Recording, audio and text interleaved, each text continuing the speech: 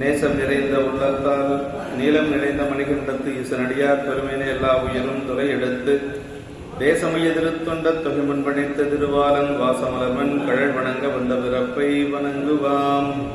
தூக்கு சீர் திருத்தொண்ட தொகை விரி வாக்கினால் சொல்ல வல்ல விரான் எங்கள் பாக்கிய பயனாம் பதி குன்றிவால் செகிழாரடி சென்னியிருத்துவாம்.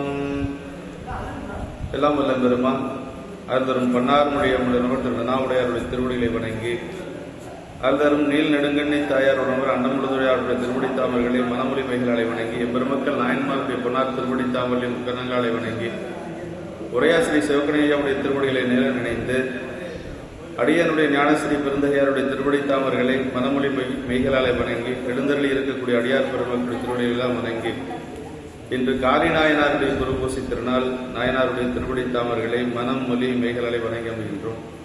அன்பார்ந்த சிவனை செல்வங்களே, தொன்று புராணத்திலே திருநீலகண்ட நாயனாருடைய திருச்சரிதத்தை சிந்தித்துக் கொண்டிருக்கிறோம். திருநீலகண்ட நாயனார் அவரை பற்றி சேக்கிழார் பெருமான் சொல்லுகின்ற பொழுது, பொய்யடிந்த அறத்தின் வாழ்வார் புனர்சடை முடியாது அன்பர் மெய்யடியாருக்கான பணி செய்யும் விருப்பில் நின்றார் வையகம் போற்றும் செய்கை மனையரும் புரிந்து வாழ்வார் சைவமை திருவின் சார்பில் பொருளனச் சாரும் நீரார் என்று சொல்லி அவருடைய தன்மையை சொல்றார். அதாவது பொய்கடிந்து அறத்தின் வாழ்வார், பொய்மையை ஒழித்து அறநெறியிலே வாழக்கூடியவர் என்று சொல்லி. பொய் அப்படின்னா ஆணவம் கண்மம் ஆய் என்று சொல்லக்கூடிய பொய், உலகத்துல பேசக்கூடிய பொய் அல்ல. அப்புறம் என்ன சொல்றாருன்னா, புனல் சடை முடியாது கண்வர் கங்கையை தலையில் சூடிய சிவபெருமானுக்கு அடியவர் என்று சொல்லி சொல்லுகிறார். அப்புறம் என்ன சொல்றார் அப்படின்னா, மெய்யடியாருக்கான பணி செய்யும் விருப்பில் நின்றார். பெருமானுடைய அடியார்களுக்கு பணி செய்யக்கூடிய விருப்பிலே நின்றவர். என்ன பணி செய்தார் அப்படின்னா, ஓடழித்து உதவினார். அடியார் பெருமக்களுக்கு ஓடழித்து திருவோடு கொடுத்து வாழ்ந்தவர். வையகம் போற்றும் செய்ய மனையறம் புரிந்து வாழ்வர். இந்த உலகமே போற்றக்கூடிய அளவுக்கு இந்த மனையறத்திலே சிறந்து வாழ்ந்தவர் என்று சொல்லி சொல்லுகிறார். சைவமை திருவின் சார்பில் பொருளெனச் சாரும். சைவமை திருனா என்றைக்கு அழியாது இருக்கக்கூடிய பொருள் 4 சைவத்தில். ஒன்று திருநீரு, உருத்திராக்கம், அப்புறம் சடைமுடி, அஞ்செழுத்து பஞ்சாக்கரம். இதெல்லாம் என்றைக்கு அழியாத பொருள். அப்படி சைவமை திருவின் சார்பில் பொருளெனச் சாரும் நீரார் என்று சொல்லி போற்றி அதற்கு பிறகு அவர் எப்படிப்பட்டவர் அப்படின்னா, இப்படி ஓடு ஒழித்து வாழுகின்ற காலத்திலே இளமை மீதோர இன்பத்துறையில் எளியரானார் என்று சொல்லி சேக்கிழார் பெருமான் போற்றுகின்றார். கொஞ்சம் இளமை பருவத்திலே அவர் விலை மாதப்பால் செல்லக்கூடிய ஒரு நிலையிலே இருந்திருக்கிறார். அது இளமையின் காரணமாக இன்பத்துறையிலே எளியராக இருந்தார் என்று சொல்லி சேக்கிழார் பெருமான் போற்றுகின்றார். ஆனால் அவருடைய மனைவியை பற்றி சொல்லுகின்ற பொழுது, அவர்தங்கள் மனைவியாரும் அருந்ததி கற்பின் மிக்கார் என்று சொல்லி, வசிஷ்டருடைய மனைவி அருந்ததியை போல கற்பிலை சிறந்தவர் நம்முடைய திருநீலகண்ட நாயனாருடைய திரு மனைவியார் என்று சொல்லி சொல்லுகிறார். இவர் என்ன செய்வார் அப்படின்னா, சிவனந்தை கண்டம் தன்னை திருநீலகண்டம் என்பார். அப்படி இருந்து கொண்டு வாழ்கின்ற காலத்திலே நாயனார் எப்பொழுதும் திருநீலகண்டம் திருநீலகண்டம் என்று சொல்லிக்கொண்டே இருப்பார். திருநீலகண்டத்தையே அவர் வணங்கி கொண்டு பெருமானுடைய கருணை, திருநீலகண்டன் என்னன்னா இறைவன் நமக்கு செய்த பெரும் கருணை. அந்த ஆலகால விஷத்தை அவர் உண்ணாம இருந்திருந்தார்னா உலகம் அன்றைக்கே அழிஞ்சு போயிருக்கும். அந்த ஆலகால விஷயத்தை தான் உண்டு வந்த அமிர்தத்தை தேவர்களுக்கு கொடுத்து அவர் செய்த ஒரு பெரும் கருணை தான் இன்னைக்கு உலகம் நிலை பெற்றிருப்பதற்கு காரணம். இல்லைன்னா அன்றைக்கே அழிஞ்சு போயிருக்கு இல்லைங்களா. அதனால அவருக்கு பேர் தியாகேசன் என்று சொல்லி ஒரு பெயர் உண்டு. தியாகேசன் என்னன்னா, துன்பத்தை தான் ஏற்றுக்கொண்டு இன்பத்தை ஆன்மாக்களுக்கு கொடுத்த பெருமை சிவபெருமானுக்கு ஒருவனுக்கே உண்டு. அதனால அதை நினைத்து கொண்டு திருநீலகண்டம் திருநீலகண்டம் என்று சொல்லியே வாழ்ந்து கொண்டு வந்தவர் நம்முடைய நாயனார். அப்படி இருக்கின்ற பொழுது அவருடைய மனைவியார் எப்படி அப்படின்னா, தேனவர் கமலப்போதில் திருவினும் உருவமிக்கார் அப்படின்னார். லட்சுமி தேவியை விட சிறந்த ஒரு அழகுடைய ஒரு பெண் அவருடைய மனைவியார். ஆனா அவர் என்ன செய்தார் அப்படின்னா, ஆனதம் கேழ்வராங்க ஒரு பரத்தைவால் அடைந்து நன்ன ஒரு பரத்தையின் இடத்திலே அவர் சென்று வருகிறார். அது அம்மாவுக்கு தெரிந்து விடுகிறது. அப்படி தெரிஞ்ச உடனே மானமும் பொறாது வந்த ஊழலால் மனையின் வாழ்க்கை அப்படின்னார். அதாவது அவங்களுக்கு ஒரு மான பிரச்சனை, நம்ம இருக்கிற பொழுது வேறொரு பெண்ணிடத்திலே சென்று வந்திருக்கிறார் என்று சொல்லி அது தாங்க முடியாதனால எல்லா கடமைகளையும் செய்து கொண்டு அந்த உடனுறைவை செய்யாரானார். மெய்யுறு புணர்ச்சி என்று சொல்லக்கூடிய உடல் இன்பத்தை மட்டும் அவர் அம்மா தவிர்த்து வந்தார் என்று சொல்லுகிறார். அப்படி வருகின்ற பொழுது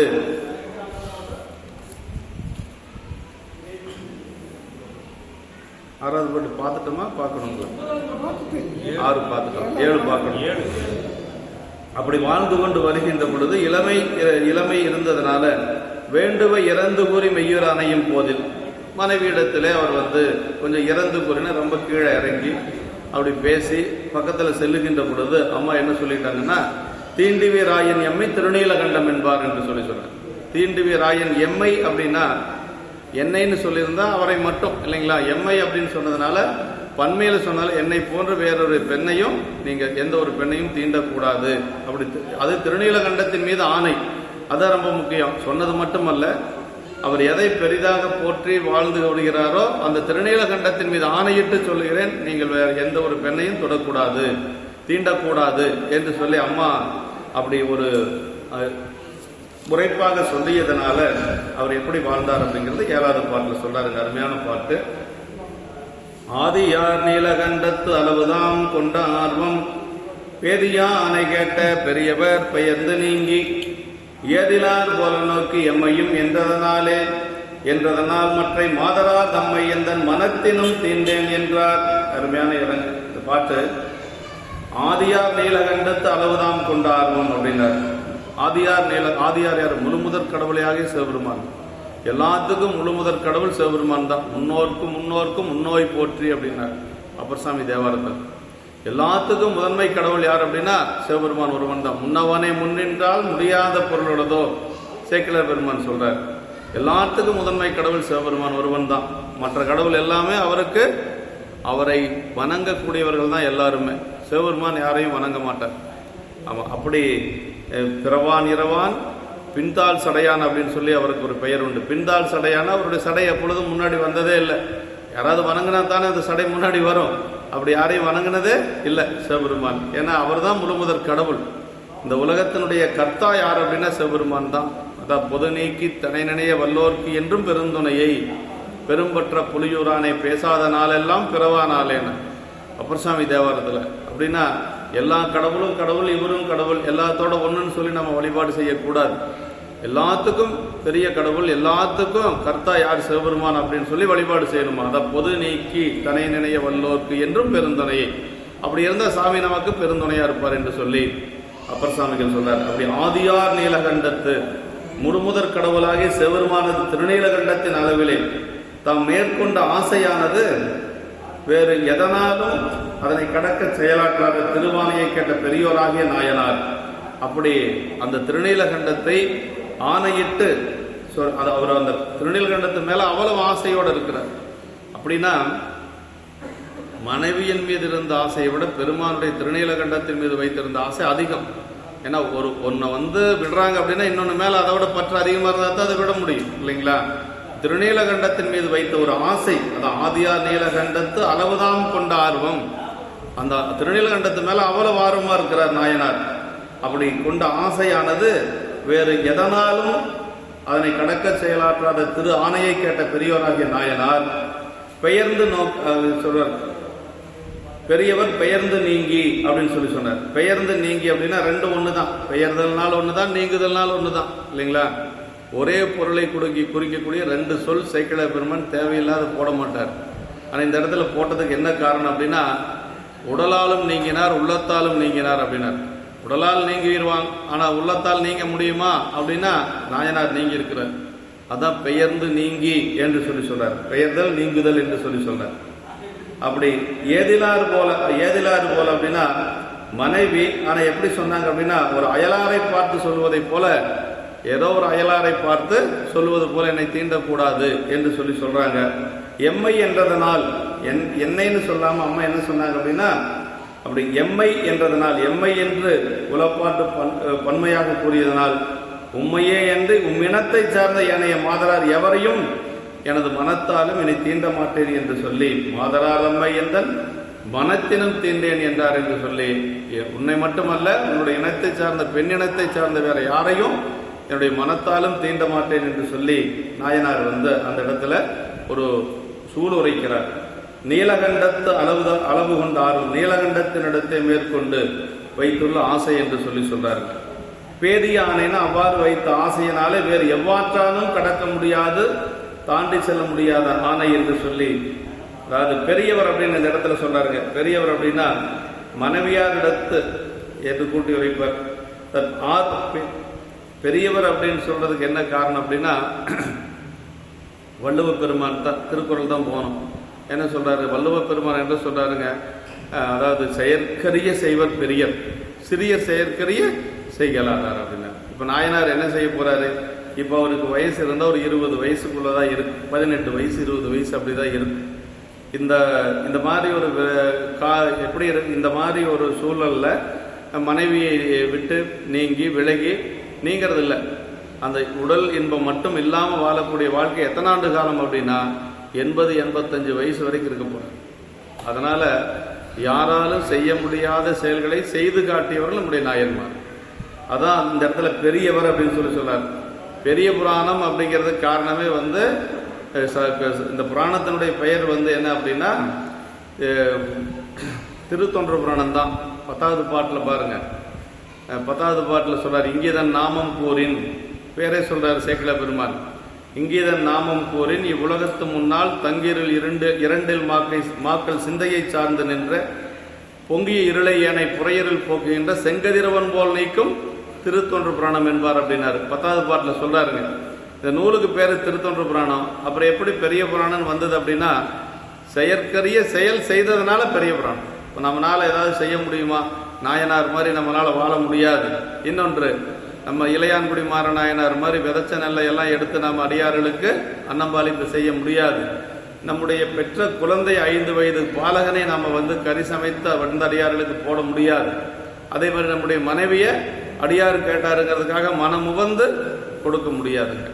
அது அந்த இடத்துல சேக்கிழ பெருமான் சொல்வார், இயல்பகை நாயனார் மனத்தில் என்ன சொல்றாருன்னா, அவர்களுடைய மனைவியை வேண்டி வந்தனன் அப்படின்னு சொன்னா எவ்வளவு கோபம் வந்திருக்கணும், எவ்வளவு கோபம் வந்திருக்கணும், அந்த இடத்துல என்ன நடந்திருக்கணும். ஆனா என்ன சொல்றாரு அப்படின்னா, முன்னையினும் மகிழ்ந்தும் பார்.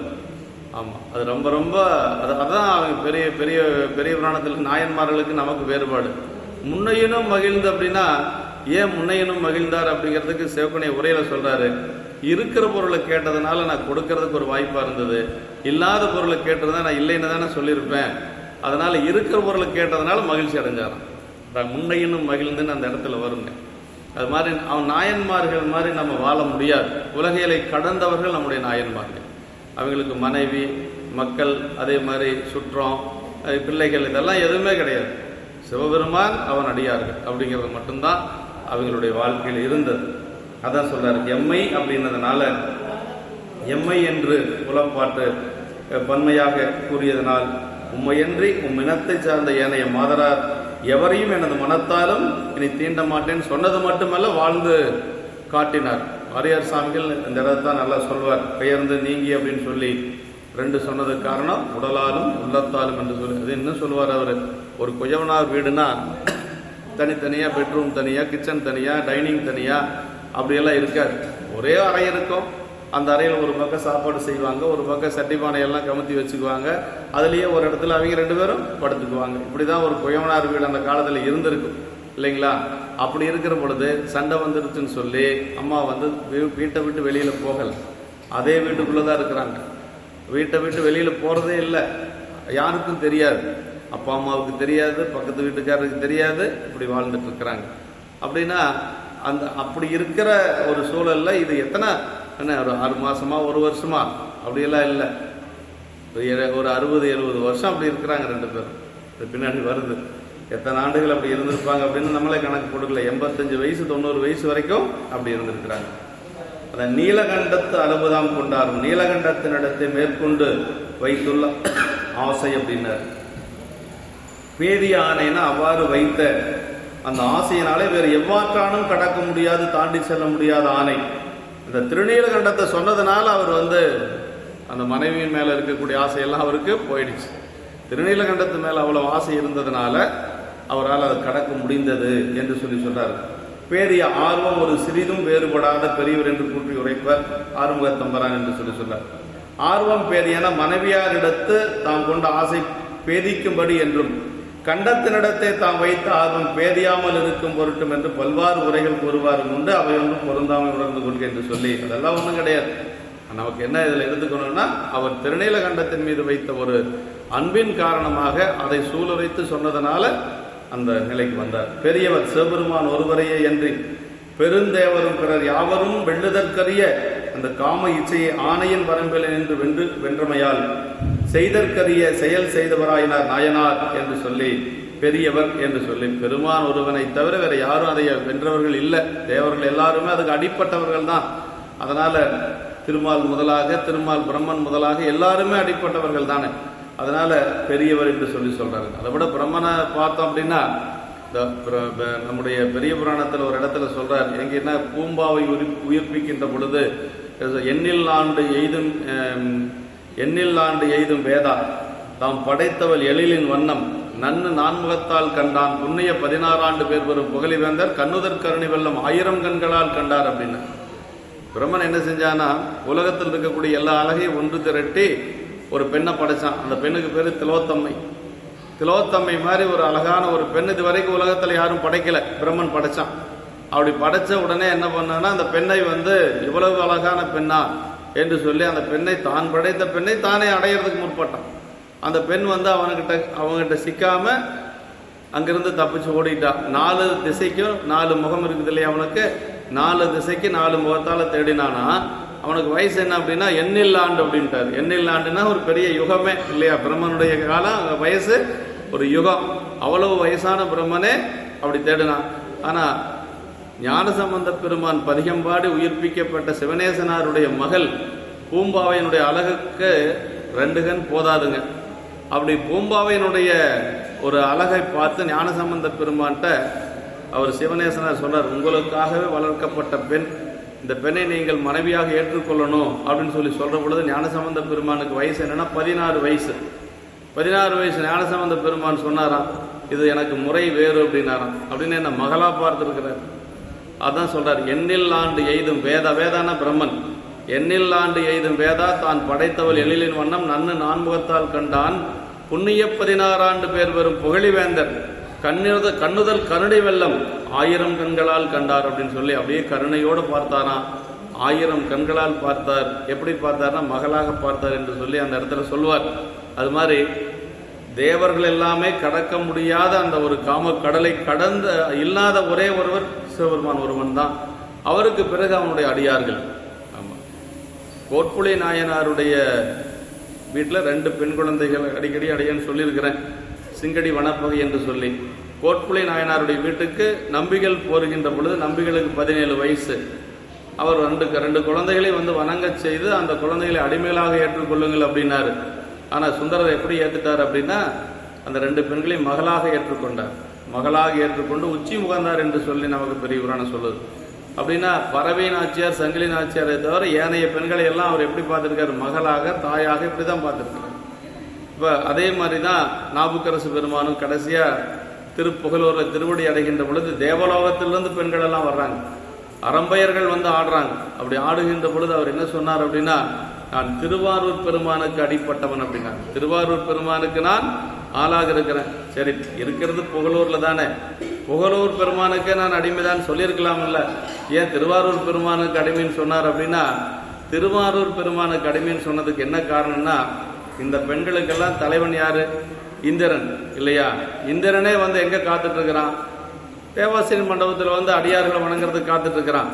அந்த அடியார்களை ஒருத்தர் நான் இல்லையா, அப்பர் சாமிகளும் அந்த அடியார்கள் ஒருத்தர். அப்படி இருக்கிற பொழுது உங்க தலைவனே அங்க எங்களை வணங்குறதுக்கு காத்துட்டு இருக்கிற பொழுது நீங்க இங்க ஆக வேண்டியது ஒன்றும் இல்லை அப்படின்னு சொல்லி அப்பர் சாமி 6 திருவாரூர் பெருமானுக்கு ஆட்பட்டவன், உங்களால் இங்க என்ன பயன் அப்படின்னு சொல்லுகின்ற பொழுதுதான் அந்த பெண்கள் எல்லாம் அவரை வணங்கி கொண்டு சரி நாங்கள் போய் வரோம் என்று சொல்லி அங்கிருந்து கிளம்பி போறாங்க. இப்போ இந்த பகுதி தான் போன வாரம் நம்ம அங்கே குமாரபாளையத்தில் சிந்திச்சது. சரித நிறைவில் வரக்கூடிய இந்த வாரம் ஞாயிற்றுக்கிழமை நிறைவாயிரும், அப்பர் சாமிகளுடைய சரிதம் நிறைவாயிரும். இப்படி பெரியவர் அப்படிங்கிறதுக்கு அதுதான் காரணம். செயற்கரிய செய்வர் பெரியர் என்று சொல்லுது. அன்பனார் அவரே இங்கு பிராணத்து துதிக்க பெறும் தகுதியராய் பெரியராயின் தன்மையும் இதனால் குறிக்கப்பெற்றது. ஏதிலார் போலனா ஒரு சம்பந்தமும் இல்லாத அயலார் போல, இதற்கு அயலான் மனைவி போல என்று உரை கூறுவார் அது மரபன்று என்று சொல்லி சொல்றார். ஏதிலார் போல அப்படின்னா ஒரு சம்பந்தம் இல்லாத ஒருத்தர்கிட்ட சொல்ற மாதிரி அம்மா தன்னுடைய கணவன்கிட்ட சொன்னாங்க அப்படின்னு சொல்லி நமக்கு சிவாஜி கணேசனுடைய ஒரு படத்துல கூட திருநெல்வேலிகண்ட பாட்டில் வருங்க. என்ன சொல்ல பாட்டுன்னா, நதியை பார்த்து நாணல் சொன்னதா என்னமோ வரும். இது திருநீலகண்ட குயவன் சொன்னதுன்னு சொல்லி அந்த பாட்டில் வரும். திரைப்பட பாடல கூட வரும். திருநீலகண்ட குயவன் சொன்னது அப்படின்னு சொல்லி கௌரவம் படத்துலையா ஏதோ சவாலே சமாளின்னு இருக்கு ஜெயலலிதா அந்த படத்துல நிலவை பார்த்து வானம் சொன்னது அந்த பாட்டில் வருங்க. திருநீலகண்ட குயவன் சொன்னது அப்படின்னு சொல்லி சொல்லுவாங்க. அப்படின்னா அந்த அந்த நிலை அப்படிங்கிறது சாதாரணமானது இல்லை. ஏதிலார் போல அப்படிங்கிறது ரொம்ப முக்கியங்க. அப்படின்னா என்ன இருந்ததுன்னா, அப்படி சொல்ல முடியாது, பிரிஞ்சு இருக்க முடியாது. ஆனா அப்படி இருந்தது எங்கன்னா நாயன்மார்கள் தான் அப்படி இருந்திருக்கிறாங்க. மனத்தினும் தீண்டேன் அப்படின்னார். மனத்தினும் தீண்டுதல், நினைத்தல், தீண்ட நினைத்தலும் தீண்டுதலின் பயனை விளைத்தே விடும். அவன் மனசால நம்ம செஞ்ச நினைச்சாலும் கூட அந்த அதற்குண்டான வினை நாம் அனுபவிச்சு தான் ஆகணும். மேலே திருமலையில் நம்பிகள் ஒன்றுமே செய்யல, திரும்பி பார்த்தது தான். திரும்பி பார்த்ததுக்கே சாமி என்ன பண்ணிட்டாரு, மாதர்வால் மனம் போக்கினை மெல்லியலாருடன் காதல் இன்பம் கலந்தணைவாய் அப்படின்ட்டார், கீழே அனுப்பிச்சு விட்டார். அது மாதிரி மனதால செய்தாலும் கூட அப்படிதான். மனத்தால் தீண்டுதலும் ஆணை கடத்தலுமே ஆதலின் அதுவும் செய்யேன் என்பார், மனத்தினும் தீண்டேன் என்று சொல்லி நாயனாரே தன்னுடைய திருவாக்குல சொல்லியிருக்கிறார். மாதரா தம்மை உண்மை தீண்டாமை என்று என்ற எந்த ஒரு பெண்ணையும் தீண்ட மாட்டேன் என்று சொல்லி சொல்றார். எம்மை என்று மனைவியார் கூறி ஆணையிட்டது நாயனாரை நல்வழிப்படுத்திற்கு என்று சொல்லி, அதாவது என்ன சொல்றாரு அப்படின்னா, அப்படி அம்மா சொன்னது நாயனாரை நல்வழிப்படுத்துவதற்கு என்றும், நாயனார் நீலகண்டத்தின் ஆர்வத்தாலே எம்மை என்று சொல்லாற்றல் கொண்டு பெண்கள் எவர் மேலும் காம நோக்கம் செலுத்தாமல் செய்த பெருமைக்கு துணை நின்ற பெருமை மனைவியார் கூறியது என்றும், இப்புராணத்தில் பெண்ணின் பெருமை விளங்குவது என்றும் வந்தவாறு ஆராய்ச்சியுரை கூறுவார் உண்டு. தம் கேள்வர் ஒரு பரத்தைவால் அணைந்ததனால் மானமுன் பொறாது வந்த உடலாலே மனைவியார் புலர்ந்ததும் ஆணையிட்டதுமாம். அதனால இந்த புராணத்துல எவ்வாற்றை அணையும் நாயனார் பெருமையே விளங்குவது, இது விளங்க துணை நிற்றலை அன்றி மற்ற பெண்ணின் பெருமை விளங்க கண்டிலேம். அதாவது திருநீலகண்டர் மனைவியார் புராணம் என்று கூற வேண்டி வரும். அதனால எந்த இடத்துலையும் அம்மா தான் திருத்தினாங்க, நாயனார் அப்படி போயிருப்பாரு அப்படி இப்படின்னு எல்லாம் நம்ம பேசக்கூடாது அப்படின்னு சிவகணி உரையில சொல்றார். அதாவது புராணத்தினுடைய நாயகன் யாரோ அவங்க தான் சிறப்பு, அந்த தொண்டுக்கு துணை நின்றவர்கள் மனைவிமார்கள். அதே மாதிரி பெண் நாயன்மார் எடுத்துட்டோம்னா அந்த சரீரத்தில் யார் சிறந்தது அப்படின்னா பெண் நாயன்மார் தான். இந்த ஆணுடைய பெண் பெருமை பேசுவது, பெண்ணின் பெருமை பேசுவதெல்லாம் பெரிய புராணத்தில் கிடையாதுங்க.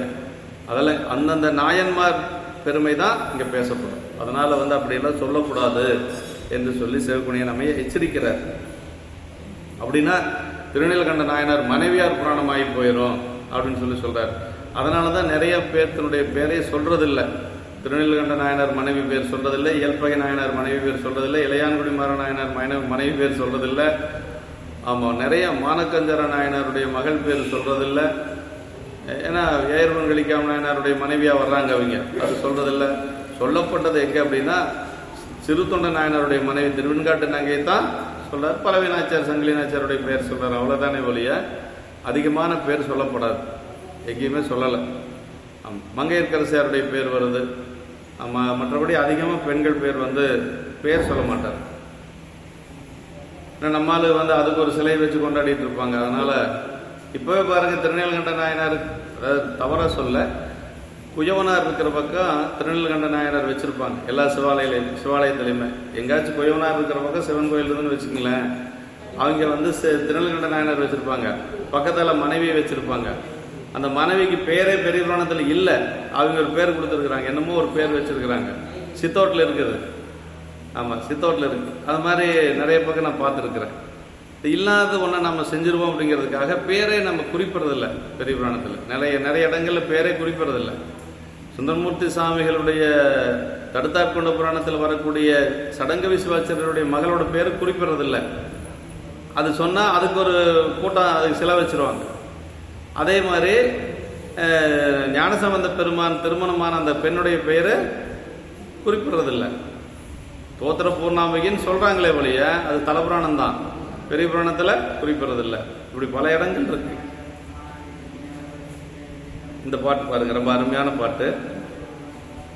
கற்புறு மனைவியாரும் கணவனார்கான எல்லாம் பொற்புறம் எய்யுறாமல் பொருந்தவ போற்றி செய்ய எற்புறம்பு ஒளியாதங்கள் இருவரும் வேறு வைகி அற்புறு புணர்ச்சியின்மை அயலறியாமை வாழ்ந்தார். கற்புறு மனைவியாரும் கணவனார்கான எல்லாம், கற்புடைய மனைவியாரும் தமது நாயகருக்கு வேண்டுவனவாகி எல்லா பணிவிடைகளையும் அழகு பெறவும் அம்மா எல்லாம் செய்யறாங்க, கணவனுக்கு செய்ய வேண்டியதெல்லாம் செய்யறாங்க.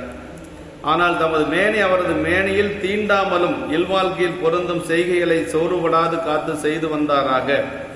வீட்டை விட்டு வெளியிலே நீங்காது அவ்வொரு வீட்டில் தானே இருவரும் தனித்தனி வாழ்வார்களாகி. வீட்டை விட்டு வெளியில போகல. இப்புறம்பு ஒளியாதங்கள் இருவரும் வேறு வைகி. வீட்டை விட்டு வெளியில போகல, ஆனா வீட்டுக்குள்ளேயே தனித்தனியா இந்த பக்கம் ஒருத்தர் இருக்கிறாங்க, இந்த பக்கம் ஒருத்தர் இருக்கிறாங்க. இப்படிதான் வாழ்ந்துட்டு இருக்கிறாங்க. அன்பு செலுத்தும் மெய்யுறு புணர்ச்சி ஒன்று மட்டும் இல்லாது வாழும் தன்மையை அயலார் ஒருவரும் தெரியாதவர். இதில் என்னன்னா அற்புறு புணர்ச்சியின்மை, ரெண்டு பேர்த்துக்குள்ள அந்த மெய்யுறு புணர்ச்சி இல்லைங்கிறது, அயலறியாமை வாழ்ந்தார் அப்படிங்கிறத ரொம்ப முக்கியங்க. அப்படின்னா கணவன் மனைவிக்குள்ள கருத்து வேறுபாடு எல்லா குடும்பத்திலையும் வரும் இல்லைங்களா? அது இல்லாமல் இருக்காது. அது வள்ளுவ பெருமான் சொல்லுகின்ற பொழுது அதெல்லாம் ஒரு குடும்பத்தில் இருக்கக்கூடிய ஒன்று. கூடுதல் காமத்திற்கின்பம் அதற்கின்பம் கூடி முயங்க பெறின் என்று சொல்லி வள்ளுவ பெருமான் அதில் சொல்றார். அந்த கடைசி காமத்து பால் எல்லாம் சொல்றார். ஆனால் அது வெளியில யாருக்கும் தெரியக்கூடாது அப்படிங்கிறதான் இந்த புராணத்தில் நம்ம தெரிஞ்சுக்கணுங்க. இந்த புராணத்தினுடைய ஒரு முக்கியமான ஒரு இது என்னன்னா அற்புறு புணர்ச்சியின்மை அயலறியாமை வாழ்ந்தார் அப்படிங்கிறது தான். வேற யாருக்கும் தெரியாது. கணவன் மனைவிக்குள்ள இருக்கக்கூடிய கருத்து வேறுபாடு வேற யாராச்சும் தெரிஞ்சா அதுல நிறைய இடையூறு வரும். வேற ஒன்றும் இல்லை, அதுல வேற யாராவது உள்ள பொதுவாங்க இடையூறு வரும். அதனால அது யாருக்கும் தெரியாம ரெண்டு பேரும் காப்பாற்றி வாழ்ந்தார்கள். அப்பா அம்மாவுக்கு கூட தெரியாது. ஏன்னா அந்த அம்மா தான் வெளியிலேயே போகலையே, வீட்டை விட்டு வெளியிலேயே போகல. அதனால யாருக்கும் தெரியாத வாழ்ந்தார்கள். இது நமக்கு பெரிய புராணத்துல ஒரு சில இடங்கள்ல சமுதாய சிந்தனைகள் சொல்லப்பட்டிருக்கும். இது ஒண்ணு. இன்னொன்று சிறுத்தொண்ட நாயனாருடைய புராணத்துல சாமி கைலாயத்திலிருந்து வர்றார். அப்படி கைலாயத்திலிருந்து சிறுத்தொண்ட நாயனாருடைய வீட்டுக்கு செல்லுகின்ற பொழுது வேலைக்கார பொண்ணு தான் முதல்ல வெளியில வருது. சந்தனத்தாதியார், எந்த அம்மை உடையவரே அகத்துள் எழுந்தருளும், வீட்டுக்குள்ள வாங்க சாமி அப்படின்னு சொல்லி கூப்பிடுவாங்க. அப்ப அதுக்கு அவர் என்ன சொல்றாரு அப்படின்னா, மாதரா தாம் இருந்த இடவகையில் தனி புகுதோம் அப்படிங்கிறார். அப்படின்னா பெண்கள் தனியா இருக்கிற இடத்துக்கு நாங்க வரமாட்டோம். அப்ப பெண்கள் தனியா இருக்கிற இடத்துக்கு எந்த காரணத்துக்கு ஒன்றும் போகக்கூடாது அப்படின்னு பெரிய புராணம் அடிச்சு சொல்லுது. அப்படின்னா தப்பு நடக்குதோ இல்லையோ தேவையில்லாத ஒரு கெட்ட பேர் வரும். இதெல்லாம் பெரிய புராணத்தில் நாம் தெரிஞ்சுக்கக்கூடிய ஒரு சில சமுதாய சிந்தனைகள். அதான் இதில் அதான் அற்புறு புணர்ச்சியின்மை. ஏன்னா கணவன் மனைவினா கருத்து வேறுபாடு இல்லாமல் எங்கேயும் இருக்க அப்படியெல்லாம் வாழவே இந்த காலத்தில் முடியாது. ஆனால் வெளியில் தெரியக்கூடாது அப்படிங்கிறது தான் இது சொல்லுது. அயலறியாமை வாழ்ந்தார் அப்படிங்கிறது தான் இந்த இடங்க. கற்புறு மனைவி தான் இருக்க தங்கியிருந்ததற்கேற்ற இடம் இதுவே என்று கற்பு சேர்தற்குரிய மனைவியார். அதாவது கற்பே இந்த அம்மா கிட்ட சேர்ந்துருச்சான். நம்ம இருக்கக்கூடிய இடம் இதுதான் என்று சொல்லி அந்த அம்மா அவ்வளவு கற்புக்கு இலக்கணம் சொல்லணும்னா திருநீலகண்ட நாயனாருடைய மனைவியைத்தான் சொல்லணும் அப்படிங்கிற மாதிரி தான் இருக்க தங்கியிருக்க ஏற்ற இடம் இதுவே என்று சொல்லி அந்த அம்மாவுடைய தேடி கற்பு வந்தது என்று சொல்லி சொல்றாருங்க. இவரது கற்பின் திறம் புலவி கொண்ட போது திறம்பாத நிலையை குறித்தது. தமது புலவியின் மிகுதி பாட்டிலே சொன்ன ஆணையாலே இவ்வாறு இல்வாழ்க்கையில் சிறப்புத்தன்மையாகிய மெய்யிறு புணர்ச்சியும் அதனால் பிறந்த நன்னலனாகிய மக்கட்பேற்றையும் இழக்க நேர்ந்தது. இதனாலேயே அவங்க ரெண்டு பேர்த்துக்கும் குழந்தை இல்லாமையே போயிடுச்சு இல்லைங்களா? கடைசி வரைக்கும் குழந்தை இல்லாமையே போனாலும் கூட இவ்வகையாலே வாழ்க்கை பயனுக்கு உதவாது தம் கணவரால் துறக்கப்பட்ட நேரிட்ட போதிலும் கற்பு நிலையில் தெரியாது கணவனார்கான பற்றை எல்லாம் போற்றி செய்து வாழ்ந்த சிறப்பினை உணர்த்ததற்கு மீண்டும் கற்புறு மனைவியார் என்று சொல்றாரு. அப்படி இல்லைனாலும் இருந்தாலும் கணவனுக்கு செய்ய வேண்டிய அத்தனை பணிவிடைகளையும் அம்மா செய்யறாங்க. அதான் பொற்புறு மெய்யூராமல் அழகுபட செய்தனர். பொற்பு அப்படின்னா அழகு அப்படின்னு அர்த்தங்க. பொற்பு அழகுபட செய்தனர். ஆனால் அவ்வாறு செய்ததிலே இருவரும் மேற்கொண்ட ஆணை வெளியே நிற்பார், உடம்பு படாமல் செய்தார் என்று சொல்றாருங்க. இப்புறம் பொலியார்னா வீட்டை விட்டு வெளியில செல்லாதவர்களாகி, அம்மா வீட்டை விட்டு வெளியிலேயே போகல என்று சொல்லி இப்புறம் ஒலியாதங்கள் என்று. இப்படி அற்புறு புணர்ச்சி, நாயகன் நாயகிகள் தம்முள் அன்பு செலுத்தலும் அன்பு மிகுதலும் நிகழ்வதன் காரணமாக மெய்யுறு புணர்ச்சி என்று சொல்லி, இல்லறத்தில் அந்த மெய்யுறு புணர்ச்சி என்று சொல்லுவது ரொம்ப முக்கியமான ஒரு அங்கம்தான் இல்லைங்களா. அந்த அன்பு மீண்டும் மீண்டும் அன்பு பெருகுவதற்கு அது ஒரு காரணம் தான். ஆனா இங்க ஒரு ஆணையின் காரணமாக ரெண்டு பேரும் அப்படி இருக்கிறாங்க. அயலறியாமை வாழ்ந்தார் என்று சொல்லி பிறர் எவரும் அறியாதவாறு, அயல் வீட்டாரும் தெரியாதவாறு. இந்நிகழ்ச்சி ஒரு நாள் இரவு இவ்விருவருக்குள்ளும் நிகழ்ந்த அந்தரங்கம். நாயகன் நாயக்குள் நிகழும் ஊடல் முதலிய ஒழுக்கங்களை பிறரைய வைத்தல் உயர்குடி பிறந்தார் மரபன்று. பாருங்க, உயர்குடியில பிறந்தவர்கள் அந்த மாதிரி இருக்கக்கூடியதை வெளியில சொல்லிட்டு இருக்க மாட்டாங்க.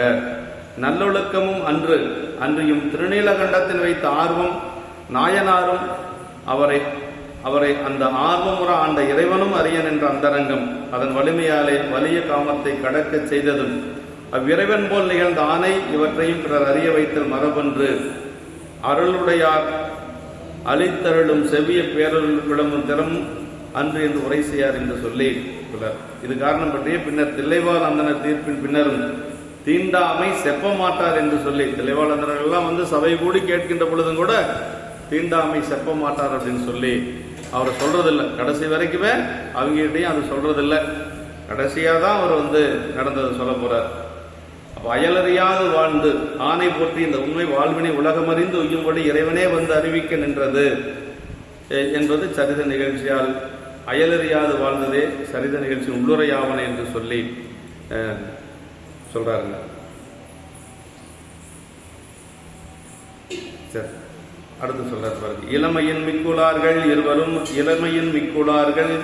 இருவரும் அறிய நின்ற அளவில் சீர் ஆணை போற்றி ஆண்டுகள் பலவும் செல்ல வளமளி இளமை நீங்கி வடிவுறு முப்பு தளர்வுடு சாய்ந்த மண்பு தம்பிரான் திறத்து சாயார். ரொம்ப முக்கியம்.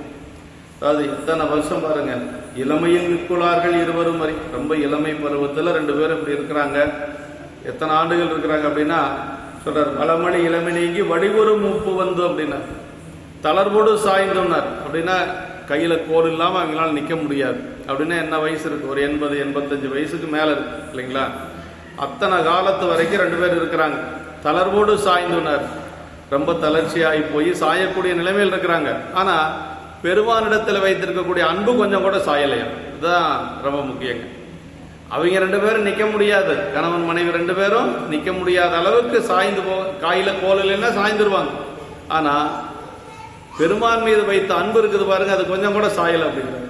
அதுதான் ரொம்ப முக்கியங்க. அது இந்த இடத்துல என்ன சொல்லாருன்னா, இளமையின் மிக்குளார்கள் இருவரும் அறிய நின்ற இளமை பருவம் மிகுந்த அந்த இருவர் மட்டிலே தெரிய நிகழ்ந்து அயலார் அறியாது நின்றதாக அளவற்ற சிறப்பையுடைய அந்த ஆணையை கடவாமல் காப்பாற்றி கொண்டு இவ்வண்ணமாய் பல ஆண்டுகள் சென்று விட்டனவாக. இப்படி கொஞ்ச நாள் இல்லை, பல ஆண்டுகள். அப்படின்னா நம்ம இதுலயே தெரிஞ்சுக்கலாம் இல்லையா, தனியா நிற்க முடியாத அளவுக்கு அப்படிங்கிறது 80-85 வயசுக்கு மேல சொல்லலாம்.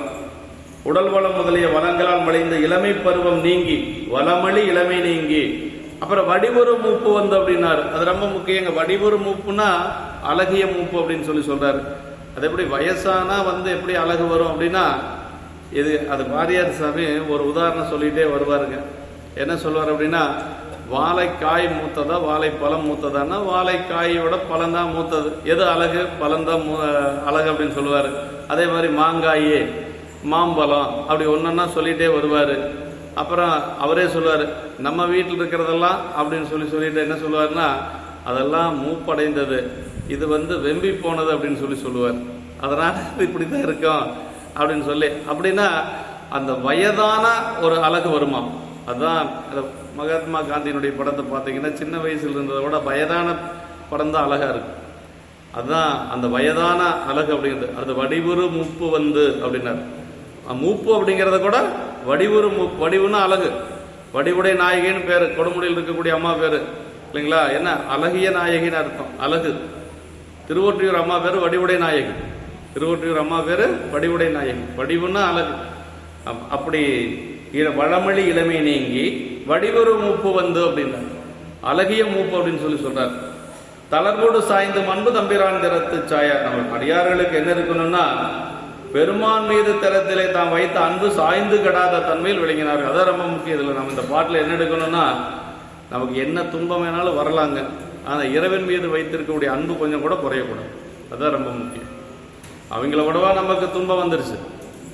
கொஞ்ச நாளா எத்தனை ஆண்டு காலம் அவர்கள் வந்து அப்படி வாழ்ந்துருக்கிறாங்க. ஆனால் இறைவன் மீது வைத்திருந்த அன்பு பாருங்க கொஞ்சம் கூட குறையும். அதுதான் ரொம்ப முக்கியம். இளமையில் மிக்குள்ளார்கள். நாயனார் இளமை மீதோர இன்பத்துறையில், அதான் இளமை பருவத்திலிருந்து இது நடந்திருக்குது. அளவில் சீர் ஆணை அப்படின்னா திருநீலகண்டத்தினது சிறப்பின் அளவே அதன் பேரால் நிகழ்ந்த ஆணையின் அளவு என்று சொல்லி சொல்றார். அப்ப புவனங்கள் உயர் என்று நிகழ்வது நீலகண்ட மாதல், அதனை போலவே அதன் ஆணையும் அளவற்ற சிறப்புடையதாயிற்று. இந்த புவனங்கள் எல்லாம் உய்யன் என்றது திருநீலகண்டம் தான் இல்லைங்களா? திருநீலகண்டம் தான் இறைவன் அந்த விடத்தை வந்து அங்கே தாங்கியதுனால இந்த உலகமே நிலை பெற்றது. அப்போ அதை விட சிறந்தது என்னன்னா அந்த ஆணை, அதன் மீது வைத்த ஆணை என்று சொல்லி சொல்றார். வளமலி இளமை அப்படின்னா உடல் வளம், உட்கரண புறக்கரணங்களின் வளம், இப்படி அதெல்லாம் நீங்கியும் சொல்றார். வடிவுறு மூப்பு, இளமை நீங்குதல் ஒரு நிலை, மூப்பு வருதல் மற்றொரு நிலை அப்படின்னு சொல்லி தொன்று தொடு நிலையாமை மேயவனை பயத்தாலே உலகை விட்டு அகல. நாவுக்கரசருடைய புராணத்தில் அது வருதுங்க. இன்னொரு இடத்துல இந்த வடிவுறு மூப்புங்கிறதுக்கு தடுத்தாட்கொண்ட புராணத்தில் நம்ம பார்த்தோம் இல்லையா? சாமி வர்றாரு சுந்தரனுடைய திருமணத்தை தடுத்தாட்கொள்வதற்காக. அப்போ எப்படி வந்தார் அப்படிங்கிறத சேக்கிழ பெருமான் சொல்றாருங்க. மொய்த்து வளர் பேரழகு மூத்த வடிவேயோ அத்தகைய மூப்பெனும் அதன் படிவமேயோ அப்படிம்பார். அதாவது அந்த இடத்துல சாமி வர்றாரு, வயசான கோலத்தில் ஒரு தண்டு கையில் கொண்டுட்டு வர்றார், சுந்தரருடைய திருமணத்தை தடுத்தாட்கொள்வதற்கு வர்றார். அப்போ எப்படி வந்தார் அப்படின்னா மொய்த்து வளர் பேரழகு மூத்த வடிவேயோன்னார். வயசுக்கு, அதாவது அழகுக்கு வயசான எப்படி இருக்குன்னா அது மாதிரி இருக்குமா, அழகுக்கு வயசான எப்படி இருக்குமா அது மாதிரி ஒரு உருவத்தில் சாமி வந்தார். அப்படி வந்து அத்தகைய வடிவமெனும் அதன் படிவமேயோ என்று சொல்லி அழகுக்கு வயசான ஒரு எப்படி அழகு வரும், அழகுக்கு வயசான எப்படி இருக்குமோ அது மாதிரி சாமி ஒரு உருவத்தில் வந்தார் என்று சொல்லி சொல்றாருங்க. வடிவரு மூப்பு அழகிய மூப்பு என்று உரைத்தலும் ஒன்று. இளமையை விதிப்படி செலுத்தி வாழாதற்கு மூப்பு விரைவில் வருதலுடன் அவர்களது உருவத்தின் அழகினை அழித்து விகாரப்படுத்தி விடும் என்பது உடல்நூல் துணிவு. இப்படி எல்லாம் உடல்நூல் துணிவு வச்செல்லாம் சொல்றாருங்க. தளர்வோடு சாய்ந்தும் உடலிலே தளர்ச்சி, அதனால் வழி குறைந்து சாய்ந்து தண்டூன்றி செல்லும் நடை முதலிய தன்மைகள் பெற்றும் என்று சொல்லி சாய்ந்தும் சாயார். உடல் தளர்ந்த போதிலும் அன்பிலே தளராமல் நின்றார். தனித்தொரு தண்டூன்றி மெய்தளரா முன்னம் என்று சொல்லி திருத்தாண்டகத்தில் சொல்றாருங்க. அதாவது அப்படி சாய்ந்தும் கூட உடல் தளர்ந்த போதிலும் இறைவனிடத்தில் வைத்த அன்பு கொஞ்சம் கூட தளரல அப்படின்னு சொல்லி சொல்றார். ஆமா, தம்பிரான் தமது இறைவனாகி பெருமானிடத்து தம்பிரானிடத்து வைத்த அன்பிலே ஒரு சிறிதும் தளராது நின்றார் என்று சொல்லி சொல்றார்கள். அப்படி ரொம்ப நாள் இவங்க இப்படியே வாழ்ந்து கொண்டு வருகிறார்கள். அப்படி வர்ற பொழுது பெருமான் என்ன செய்யறாருன்னா இவங்க வீட்டுக்கு வர்றார். திருநீலகண்ட நாயனார் வீட்டுக்கு தான் 2 முறை அவர் வந்து திரும்ப திரும்ப வந்திருக்கிறார். 3 முறையே கூட சொல்லலாம், 3 முறை வந்திருக்கிறார். கடைசியாகவும் வர்றார். வேற எந்த நாயனார் வீட்டுக்குமே 1 முறை தான் வர்றார் சாமி. இங்க மட்டும்தான் 3 முறை வர்றார். ஆமா, எதுக்காக வர்றார் அப்படின்னா நாயனாருடைய தொண்டை நம்ம எல்லாரும் தெரிஞ்சுக்கணும்னு சாமி நினைக்கிறார். இந்த சரீரத்தில் தான் சொல்றாரு. இப்ப சாமி வந்து நம்மளை சோதனை பண்றதுக்காக வர்றாரு, அடியார்களை சோதனை பண்றதுக்கு வர்றாரு நம்ம எல்லாம் சொல்றோம் இல்லையா? அதெல்லாம் சரியான கூற்று அல்ல. சாமி சோதனை பண்ணணும்னு நினைச்சா நம்ம எங்க நிக்கவே முடியாது. நம்மளுடைய அதாவது அடியாருடைய தொண்டை நம்ம எல்லாரும் தெரிஞ்சுக்கணும்னு சொல்லி சாமி வர்றார். அதான் அந்த பாட்டு சொல்றார். இன்னெறி ஒழுகும் நாளில் எரிதலிற் தென்ன நீண்ட மின்னொளிர் சடையோன்தானும் தொண்டரை விளக்கம் காண நன்னெறி இதுவாமென்று ஞாலத்தோர் விரும்பியும் அந்நெறி காட்டுமாற்றால் அருட்சிவ யோகியாகி இன்னெறி ஒழுகும் நாளில் எரிதலர்த்து என்ன நீண்ட மின்னொளிர் சடையோன் தானும் அப்படின்னார் பெருமான். எப்படின்னா இந்த இடத்துல இவர்கள் மேலே குறித்த இந்த நெறியிலே வாழ்கின்ற நாளிலே எரியானது தளிர்விட்டு நீண்டதோ எனும்படி வளர்ந்து ஒளி வீசுகின்ற சடையுடைய சிவபெருமான். பெருமானுடைய திருச்சடை எப்படி இருக்குது அப்படின்னா அப்படியே நெருப்பு ஒளிர்விட்டு எரியக்கூடிய ஒரு அழகு பொருந்தி அந்த திருச்சடையோடு சாமி வர்றார். மின்னொளிர் சடையான் தானும் எதுக்கு வர்றாரு? தொண்டரை விளக்கம் காண. இதான் ரொம்ப முக்கியங்க. அதாவது முதல் சரிதமே இதுதான் இல்லையா, சாமி எதுக்கு வர்றார் அப்படிங்கிறத சொல்லிடுறாரு. தொண்டரை விளக்கம் காண அப்படிங்கிறது தான் நமக்கு முக்கியங்க. தொண்டரை விளக்கம் காண அப்படின்னா தன்னுடைய அடியார் என்ன தன்மையுடையவர், தமது தொண்டராகிய நாயனாரது உண்மைத்தன்மையை கண்டு உலகத்தார் இதுவே நன்னெறியாம் என்று அறிந்து விரும்பி கை கொண்டு உய்யச் செய்யும் அந்த நெறியினை காட்டும் வகையினாலே எப்படி வர்றார் அப்படின்னா அருட்சிவ யோகியாகி, ஒரு பெரிய சிவயோகியாக வர்றார். அருட்சிவ யோகியாகிய கோலத்தை தாங்கிக் கொண்டு அந்த கோலத்தில் வர்றார். அதான் ரொம்ப முக்கியங்க. அதாவது நன்னெறி அப்படின்னா ஐம்புல இன்பங்களை கீழ்ப்படுத்தி இறைவன் அன்பை பெற்று உய்வது நன்னெறி இதுவாம் என்று. ஐம்புல இன்பங்களை கீழ்ப்படுத்தி பெருமானுடைய அன்பை பெற்று உய்வதுதான் நன்னெறி என்று சொல்றார். எரிதலில் தேர்ந்த நீண்ட மின்னொலிர் சடை, நெருப்பு தளிர்விட்டு நீண்டு வளர்ந்தது போல மின்னி விளங்குகின்ற சடை, ஒளிந்தலங்கு என்று சொல்லி மின்வண்ணம் எவ்வண்ணம் வீல் சடை என்று சொல்லி பொன்வண்ண தந்தாதியில நம்முடைய சேரமான் பெருமாள் நாயனார் சொல்றார். பொன்வண்ண தந்தாதியில மின்வண்ணம் எவ்வண்ணம் அவ்வண்ணம் வீல் சடை அப்படிங்கிறார். காரைக்கிழமையார் என்ன சொல்றாங்க அப்படின்னா மாலை நேரத்து சூரியன் போல பெருமானுடைய திருச்சடை அப்படிங்கிறாங்க. ஆமா, காலையே போன்றிளங்கும் திருமேனி, கடும்பகலின் வேலையை போன்றிளங்கு வெந்நீர், மாலையின் தாங்குருவே போலும் சடை கற்றை அப்படின்னார். மாலையின் தாங்குருவே போலும், மாலை நேரத்து சூரியன் அந்த எப்படி அந்த மஞ்சள் பொழிச்ச மாதிரி இருக்குமோ அது மாதிரி பெருமானுடைய சடை கற்றை அப்படின்னு சொல்றார். பெருமானுடைய சடைக்கு ஒரு நிறம் சொல்றாங்க. இப்படி விளக்கம் காண நகரங்கான் ஞாலத்தார் உய்யும் நெறி காட்டு மாற்றால் விளக்கம் செய்தல் பொருட்டு என்று சொல்றாங்க. ஞாலத்தார் உய்யும் நெறி காட்டு மாற்றால் தொண்டரை விளக்கம் செய்தல் பொருட்டு என்று சொல்லி முன்பெல்லாம் அயலறியா வகை ஆணை போற்றினார் ஆதலின் விளக்கம் செய்து உயர்நெறி காட்டுதல் இறைவர் கடனாயிற்று என்று சொல்லி தான் எல்லா காலத்தும் எல்லா இடத்தும் எல்லாம் அறிபவன் ஆதலின் தான் காண அல்லது சோதிக்க என்பது பொருள் என்றாம். சோதிக்கன்னு சொல்லவே பெரிய புராணத்தில் எங்கி சோதிக்கிறதுக்காக சாமி வந்தார் அப்படின்னு சொல்லி வராது. ஒரே ஒரு இடத்துல சோதிக்கிறதுக்கு வந்த மாதிரி வந்தார்னு மட்டும் வருது. எங்க வருது அப்படின்னா நம்முடைய மனுநீதி சோழருடைய புராணத்தில் வருது. தனிப்பெரும் தர்மம் தானோர் தயா இன்றி தானே மன்னன் பணிப்பில் சிந்தையில் மணித்திரதம் வரவுகான வண்ணம். அதாவது என்ன சொல்ற, சோதிக்கிறதுக்கு வந்த மாதிரி சாமி ஒரு தர்ம தேவதையே அந்த மாதிரி வந்தது என்று சொல்லி சொல்வாருங்க. இங்க அப்படி சொல்றதில்லை, சோதிக்கிறதுக்கு வந்தார்னு சொல்லக்கூடாது என்று சொல்றார். காண வேண்டுவதும் சோதித்தறிய வேண்டுவதும் தனக்கு வேண்டுவதில்லை, காணும் கண்ணுக்கு காட்டு முலம் போல் காண உள்ளத்தை கண்டு காட்டலின் அயரான்பின் அரண்கலல் செலுமை. 11ஆம் சூத்திரம் நமக்கு சிவஞான போதத்தில் 11ஆம் சூத்திரம். காணும் கண்ணுக்கு காட்டு முலம் போல் காண உள்ளத்தை கண்டு காட்டல். பெருமான் நமக்கு காட்டுவதற்காகத்தான் வர்றானே ஒழிய அவன் நம்மைக்கு சோதிப்பதற்காக வருவது இல்லை. எமது சிவஞான முனிவர் ஆசிரியர் அறிவிக்க அறிய மேல்புடைய அந்த ஆன்மா விடயத்தை அறியும்படி முதல்வன் அதனோடு ஒருங்கிணைந்து நின்ற அறிவித்து அறிந்து வருதலான் என்று சொல்லி பிண்டப்புலி பொறையில் சொல்லியிருக்கிறார் என்று சொல்றார். அது இறைவன் எப்படிப்பட்டவங்க அம்மா சொல்றாங்க. அறிவானும் தானே அறிவிப்பான் தானே அப்படின்னு சொல்லி அம்மா சொல்றாங்க. அறிவானும் தானே அறிவிப்பான் தானே என்று சொல்லி பெருமானை பற்றி சொல்லியிருக்கிறாங்க.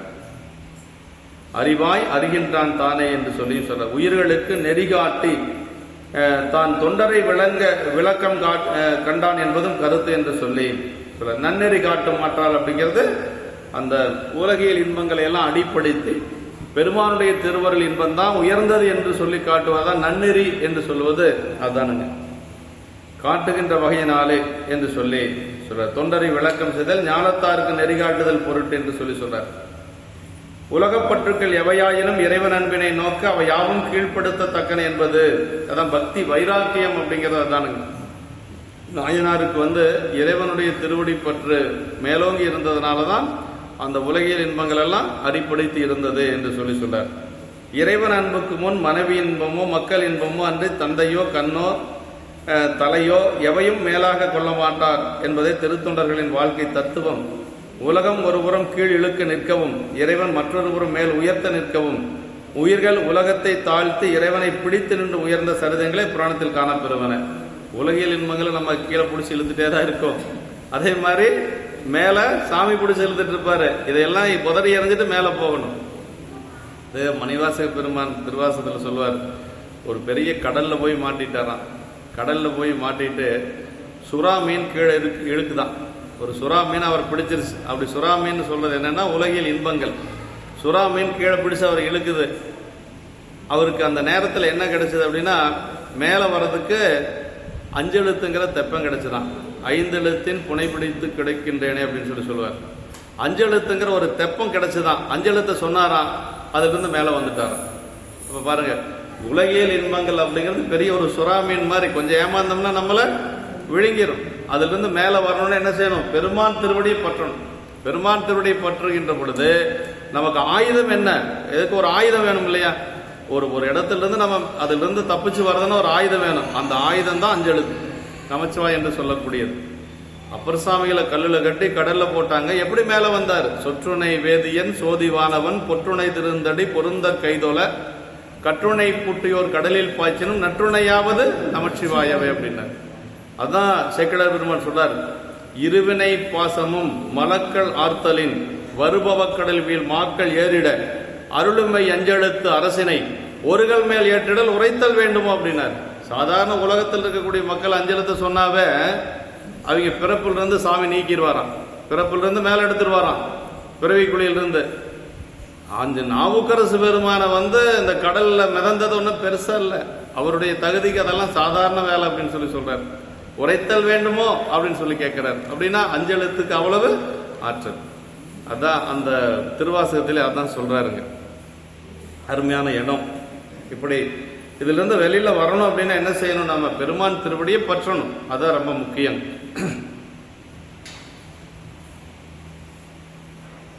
இப்படி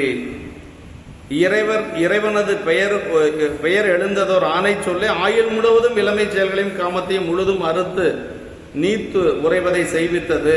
5 இன்பங்களை இறையன்புக்கு முன் ஒளியச் செய்வதை இங்கு நன்னெறி இதுவாம் என்றதும் என்று சொல்லி சொல்றாரு. அருட்சிவ யோகியா, அருளுடைய சிவத்தன்மை விளங்கும் யோகி கோலமுடையவராகி திருமேனி தாங்கி வந்தார். ஒரு யோகி போல வரார். யாரு? சாமி. இப்ப நாயனாருடைய வீட்டுக்கு மறுபடியும் வர போறாரு. இப்ப ஒரு ஓட்டை கொடுத்துட்டு போக போறாரு. மீண்டும் அந்த ஓட்டை வாங்குறதுக்கு வர போறாரு. மறுபடியும் ஒரு முறை வர்றதாக நமக்கு பெரிய புராணத்தில் இருக்கு. ஒரு வீட்டுக்கு இத்தனை முறை போனதே கிடையாது பெருமாள். எங்கேயும் ஒரு முறை தான் போவார். எல்லா வீட்டுக்குமே திருநீல நாயனார் வீட்டுக்கு மட்டும்தான் 2 முறை வர்றார். இதுவாம் என்று சொல்றார். அடுத்த திருப்பாட்டு. கீழொடு கோவனம் சாத்தி கேடிலா வாழ்விடு நீற்றொளி மலர்ந்த மேனி மேல் தோலோடு மார்பிடை துவலும் நூலுடன் நீலொளி வளர் திருமுண்ட நெற்றியும். அது சாமியினுடைய கோலத்தை சொல்றாரு இந்த பாட்டுல. கீழொடு, கீழ் அப்படின்னா இடுப்புல சாற்றி இருக்கக்கூடிய ஒரு ஆடை. கீழும் கோவனமும் சாத்தி கொண்டு அழிவின்மை செய்கின்ற ஒளி வீசுகின்ற திருநீற்றின் பூச்சினாலே அப்படியே பெருமான் திருநீர் பூசிக்கொண்டு வரார். சாமியினுடைய கோலம் என்ன தெரியுங்களா? திருநீற்று கோலம் தான். வெந்த வெந்நீர் அணிந்து விரிநூல் திகழ் மார்பில் நல்ல கொந்தானவும் பொலிசூல் கொடிமாட செங்குன்றூர் நின்ற, இல்லைங்களா? எங்க சொல்றாரு? நம்ம திருச்செங்கோட்டில் சொல்றாரு, வெந்த வெந்நீர் அணிந்து விரிநூல் திகழ் மார்பில் நல்ல. அப்படி பூநூல் போட்டுக்கிறாராம் பெருமான். ஞானசம்பந்த பெருமான் சொல்றார். அப்புறம் திருநீர் உடம்பு முழுக்க பூசியிருக்காராம். அப்படிதான் அவருடைய கோலமே. அதனால பெருமானுடைய திருக்கோலமே அப்படிதான் இருக்கு. வெந்த வெந்நீர் அணிந்து என்று சொல்வார்.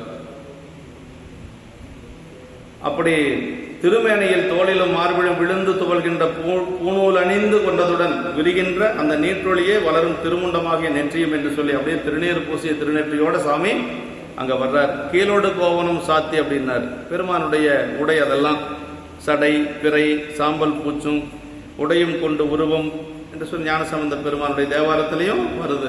ஞானசம்பந்த பெருமான் முதல் பதிகத்திலையும் சொல்றாரு இல்லைங்களா? அந்த அடையாளத்தை எல்லாம் சொல்றாரு இல்லையா? தோளுடைய செவியன் விடையேறியோர் தூவென் மதிசூடி காடுடைய சுடலை பொடி பூசி என் உள்ளங்கவர் கல்வன் அப்படின்னு சொல்றார். அடையாளத்தை எல்லாம் சொல்றார்.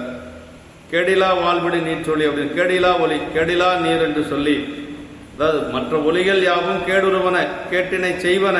ஆனால் இந்த திருநீற்று ஒளி என்று சொல்லுவது கெடாதிருப்பதுடன் காண்பாருக்கு கேடு தவிர்ப்பதாம் என்று சொல்லி சொல்றாரு. திருநீற்றின் தன்மையும் இதுவே என்று சொல்லி, திருநீற்றினுடைய ஒலி அவ்வளவு சிறப்பான ஒலி என்று சொல்லி, திருநீர் பூசினவங்களுக்கு ஒரு புண்ணியம், அந்த திருநீற்றொழியை பார்க்கிறத ஒரு புண்ணியம்.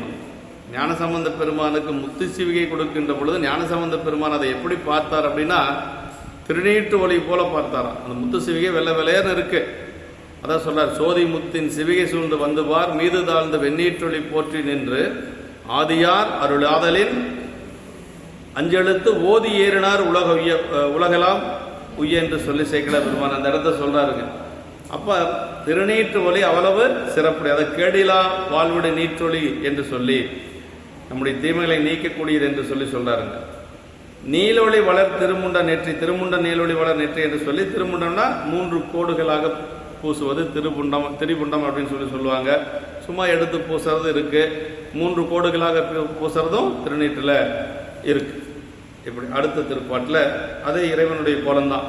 நெடுஞ்சடை கரந்திட நெறித்த பம்பையும் விடுங்கதிர் முறுவல் வெண்ணிலவு மேம்பட விடும்பலி பாத்திரம் எந்து கையராய் நடந்து வேட்கோவர்தம் மனையை நன்னினார். வேட்கோவர் அப்படின்னா குயவனார் அர்த்தங்க. வேட்கோவர் அப்படிங்கிறது குயவனார். தமது இயல்பாக நீண்ட சடை மறைந்திட அதனிடத்தை நெறித்து சுருண்ட பம்பை மயிரும் திருவாயிலே ஒளிவீசும் வெண்ணிலவு போன்ற புன்மருவலும் விளங்க கொண்டு அப்படியே சாமி அப்படியே சிரித்து கொண்டே வராருங்க. அப்படி புன்முறுவலோடு வரார். வழியை இடுதற்கிடமாகி திருவோட்டினை ஏந்திய கையை உடையராகி திருவோடு கையில் கொண்டு வரார். நடந்து வந்து திருநீலகண்ட குயவனார் வீட்டை அடைந்தனர். அப்படியே நடந்து வந்து திருநீலகண்ட நாயனாருடைய வீட்டுக்கு இந்த சாமி வர்றார். நெடுஞ்சடை நீண்டு விரிந்து கொள்ளும் சடை கற்றை என்று சொல்லி விடுங்கதிர் முறுவல் வெண்ணிலவும் வெண்ணிலவு கதிர்விடும் முறுவலும் அப்படியே அவர் சிரிச்சுட்டு வரார். அது எப்படி இருக்கு அப்படின்னா, ஒரு நிலவு, ஒரு பௌர்ணமி நிலவு உதித்தா எப்படி இருக்கும் அது மாதிரி அந்த சிரிப்பு இருந்தது என்று சொல்லி சொல்றாருங்க. சொல்றாரு இல்லைங்களா அப்பர் சாமிகள், குனித்த புருவம் கொவ்வை செவ்வாயில் குமின் சிரிப்பும் அப்படின்னு சொல்லி சொல்றாரு இல்லையா. அது மாதிரி அப்படி சிரித்து கொண்டு சிரித்த முகங்கண்ட கண்கொண்டு மற்றினை காண்பது என்ன கோயில் திருவிருத்தத்தில் அப்பர் சாமிகள் பாடுறாருங்க. ஆமா, சிரித்த முகங்கண்ட கண்கொண்டு மற்றினை காண்பது என்ன என்று சொல்லி சொல்றார். அருள் ஒளியும் திருமுகத்தில் அணிமுறுவல் நிலவெறிப்பு என்று சொல்லி சிறுத்தொண்ட நாயனார் பணத்தில் அதே மாதிரி தான் சொல்றார். இப்படி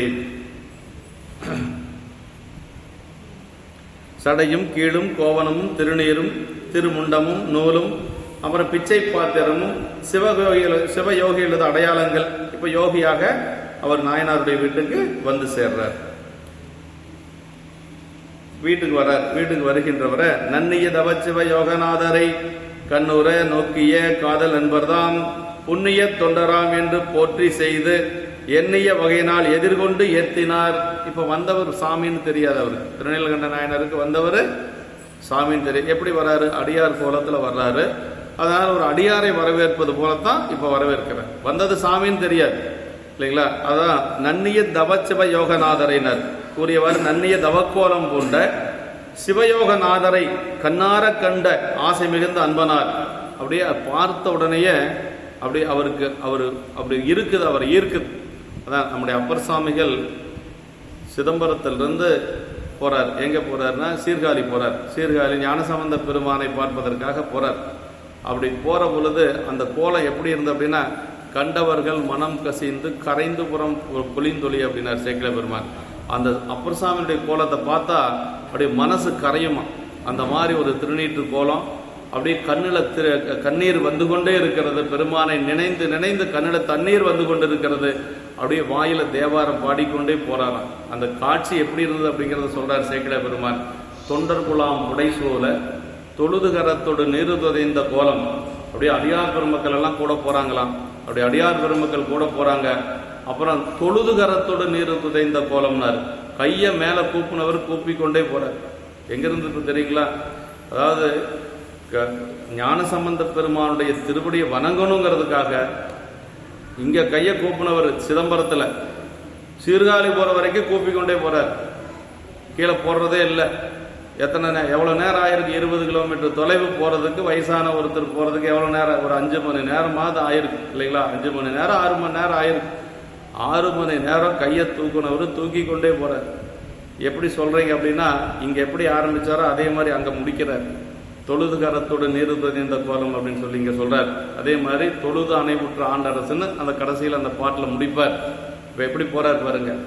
அது தொண்டர்குலாம் புடைசூல தொழுது கரத்தோடு நீரு துதைந்த கோலம் கண்டவர்கள் மனம் கசிந்து கரைந்து கருணை உரம் பொழிந்து காட்டங்க. அப்படியே பார்த்தா மனசு உருகணும். அந்த மாதிரி இருக்கிறார். அவருடைய திருமணம் எப்படி தெரியுங்களா? சிந்தை இடையற அன்பும் திருமேனி தன்னில் அசைவும் கந்தை மிகையாம் கருத்தும் கை உளவாரப் படையும் வந்தெளி கண்ணீர் மலையும் வடிவில் ஒளி திருநீரும் அந்தமிலா திருவேடத்தரசு எதிர்வந்தனை அப்படின்னா அப்படியே கையில் உளவாரப்படை இருக்கிறது, அப்படியே உடம்பு பூரா திருநீர் பூசி இருக்கிறார். அப்படி திருநீர் பூசி பெருமானுடைய திருவடியை மனசில் நினச்சிட்டே இருக்கிறார் எந்நேரம். அதுவும் இன்னொரு பாட்டில் சொல்வாருங்க, என்ன எப்படி நினச்சிட்டு இருப்பாரா, ஒரு கற்புடைய ஒரு பெண் தன்னுடைய கணவனுடைய திருவடி எப்படி நெஞ்சில் வச்சிருப்பாளோ அது மாதிரி வச்சிருப்பாராம் அப்பர் சாமி. நாயகன் சேவடி தைவரும் சிந்தையும் அப்படின்னார். நாயகன் சேவடி தைவரும் சிந்தையும் அப்படி நைந்துருகி பாய்வது போல் அன்பினீர் பொலி கண்ணும் அப்படின்னு.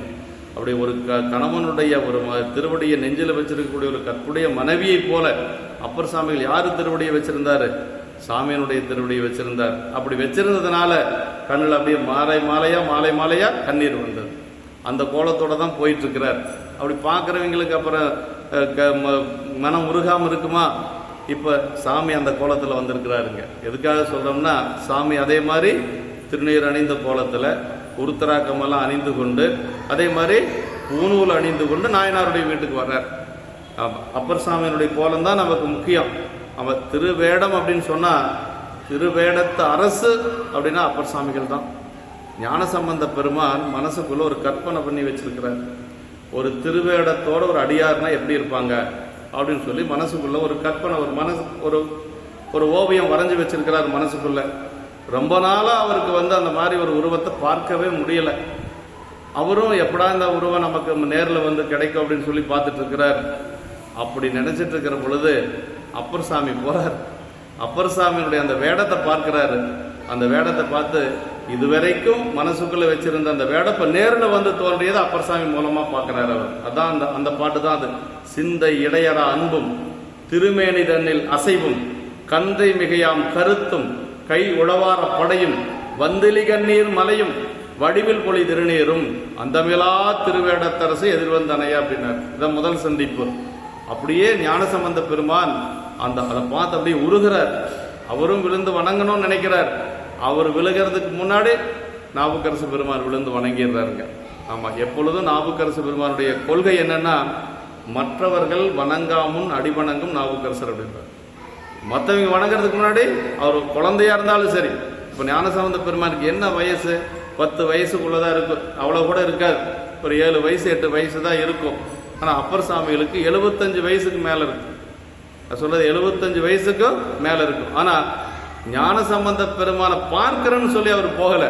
எப்படி புறப்படுறார் அப்படின்னா, சிதம்பரத்தில் நேராயிடுச்சு. சிதம்பரத்தில் எப்படி புறப்படுறார் அப்படின்னா, வாலி அவர் மலர்கடல்கள் வணங்குதற்கு மனத்திலிருந்து விருப்பு வாய்ப்பு அப்படின்னார். நம்மளா இருந்தா என்ன சொல்லுவோம், ஒரு குழந்தை அற்புதங்கள் எல்லாம் செஞ்சுட்டு இருக்குது, நிறைய அதிசயங்கள் எல்லாம் செய்து, உம்மையம்மனுடைய திருமுலைப்பால் உண்டு, அந்த குழந்தை நிறைய அற்புதங்கள் செய்துன்னா சரி ஒரு நாளைக்கு போய் நம்ம பார்த்துட்டு வரலாம் அப்படின்னு நினைப்போம். அது இயல்பு இல்லையா? ஆனால் அப்பர் சாமி என்ன நினைச்சாருன்னா, அந்த குழந்தையினுடைய திருவடி போய் வணங்கிட்டு வரலாம்னு நினைச்சாரு. அதான் நமக்கு அவருக்கு இருக்கக்கூடிய வேறுபாடு. ஆமா, அதான் சொல்றார், வாலி அவர் மலர்கலர்கள் வணங்குதற்கு மனத்திலிருந்து விருப்பு வாய்ப்பு அப்படின்னார். அந்த திருவடி போய் வணங்கிட்டு வரணும்னு நினைச்சாராம். அவருக்கு 7 வயசு, இவருக்கு 75 வயசு. ஆனா இவர் அவரை வணங்கணும்னு நினைச்சார். அதுதான் அப்பர் சாமிகளுக்கு இருக்கக்கூடிய ஒரு அந்த சைவத்தில் இருக்கக்கூடிய ஒரு பெரிய நிலைப்பாடு. அப்படி இருந்தவர் தான் நம்முடைய அப்பர் சாமிகள் என்று சொல்லி, இப்படி யோகியாருக்கு நீற்று பூச்சு வேண்டுவதில்லை என்று தெரியும் அவயோகியர்கள் இவ்வுண்மை தவச்சிவ யோக கோலத்து இயல்பு கண்டு திருந்துவார்களாக. அதாவது என்னன்னா, பெரிய பெரிய யோகிகள் அப்படின்னு சொல்லிக்கிறாங்க. இந்த யோகா, அந்த யோகா, ராஜயோகா, சிவயோகா, அந்த யோகா, நிறைய யோகமெல்லாம் சொல்லிக்கிறாங்க. ஆனால் திருநீர் பூசுறது இல்லை இல்லைங்களா? திருநீர் பூசினா தான் யோகிங்க. திருநீர் பூசலினா நெற்றியிலே பூதியில்லார் செய்தவமும் சுத்த விரல் அப்படிங்கிறாரு குருஞான சம்பந்தர் சொல்றாரு. திருநீர் பூசாத செய்யக்கூடிய எந்த ஒரு தவமோ அது தவமாக ஏற்றுக்கொள்ளப்படாது அப்படின்னு சொல்றாரு. ஆமா, அதனால திருநீர் இந்த ஏன்னா எதுக்காக சொல்றதுன்னா, சிவபெருமானே திருநீர் பூசிருக்கிறாரு. நான் பெரிய நிலைப்பாட்டில் இருக்கிறாருங்க அவரெல்லாம் திருநீர் பூசணுங்கிற அவசியம் இல்லைங்கன்னா, அவர் திருநீர் பூசணுங்கிற அவசியம் இல்லைன்னு நினைச்சா நம்ம அவரை வணங்கணுங்கிற அவசியம் நமக்கு இல்லை. யார் திருநீர் பூசிருக்கிறாங்களோ, வேடத்தோடு இருக்கிறாங்களோ அவங்கள வணங்கினா போதும். அது எவ்வளவு பெரிய மகானா இருந்தாலும் சரி, அதை பத்தி நமக்கு கவலை இல்லை. திருநீர் தான் நமக்கு முக்கியம். திருநீற்றை தான் நம்ம வணங்கணும். மெய்த்தவ வேடமே மெய்ப்பொருள் என்று தொழுது வென்றார் மெய்ப்பொருள் நாயனாருடைய புராணத்தில். அதனால பெருமானே திருநீரோட வரார், திருநீற்று பையோட வரார் என்று சொல்லி அவயோகியர்களின் உண்மை தவச்சிவயோக கோலத்தியல்பு கண்டு திருந்துவார்களாக என்று சொல்லி நமக்கு இந்த அளவுக்கு நாம் நிறைவு செஞ்சு காரி நாயனாருடைய குருபூசை திருநாள் என்று, அதனால காரி நாயனாருடைய பூசை இருக்கு. அதனால இன்னைக்கு ஒரு 1/4 மணி நேரம் முன்னாடியே நிறைவு செஞ்சிடலாம். 12 திருப்பாடல்கள் நம்ம பார்த்துருக்குறோம். இப்போ நாயனார் எங்கே வந்திருக்காரு? சாமி நாயனாருடைய வீட்டுக்கு வந்துட்டார். ஆமாம், நாயனாருடைய ஒரு சிவபெருமானே தன்னுடைய வீட்டுக்கு வரக்கூடிய அளவுக்கு அவங்க எவ்வளோ தவம் செஞ்சுருக்கோம். நம்முடைய நாயன்மார்கள் செய்த ஒரு பெரிய தவம். அடியார் வர்றதே பெரிய தவம் இல்லையா? ஆனால் சாமியே வர்றார். அதே மாதிரி தான் சிறுத்தொண்ட நாயனார் வீட்டுக்கு வந்தார். எப்படி வந்தார் அப்படின்னா, அது கைலாயத்திலிருந்து கீழே வந்தார். கைலாயத்திலிருந்து நேரடியாக அங்கே வந்தார். கண்டாத ஒரு வேட்கை பசியுடியார் தமை போல கண்டாரை சிறு தொண்டர் மனைவினைவி கடிதணைந்து தொண்டனாருக்கு என்னாலும் சோரளிக்கும் வண்டார் பூந்தாரன் மனையில் உள்ளாரோ அப்படின்னு சொல்லி கேட்டுட்டு வந்தார். தினசரி சோறு போடுவாரே ஒருத்தர் சிறு தொண்டர் சொல்லி அவர் வீட்டில் இருக்கிறாரா அப்படின்னு சொல்லி அங்கிருந்து கைலாயத்திலிருந்து திருச்செங்காட்டங்குடிக்கு வந்தவர் சிவபெருமான் என்று சொல்லி இப்போ நாயனாருடைய வீட்டில் சாமி இருக்கிறார். இன்னொரு வாரத்துக்கு இருப்பார். அவர் பார்த்துக்கலாம். என்றும் இன்பம் பெருகும் இயல்பினால் ஒன்று காதலை துள்ளம் ஓங்கிட மன்றுளார் அடியார் அவர் வான்புகழ் நின்றதெங்கும் நிலவி உலகலாம் வான்மகில் வளாது பெய்க மலிவலம் சுரக்க மன்னன் கோன்முறை அரசு செய்க குறைவிலாது உயிர்கள் வாழ்க நான்மறை அறங்கலோங்க நற்றவம் வெள்ளி வாழ்க மேன்மைகொள் சைவநீதி விளங்குக உலகமெல்லாம் மேன்மைகொள் சைவநீதி விளங்குக உலகமெல்லாம் மேன்மைகொள் சைவநீதி விளங்கு குருபூஜை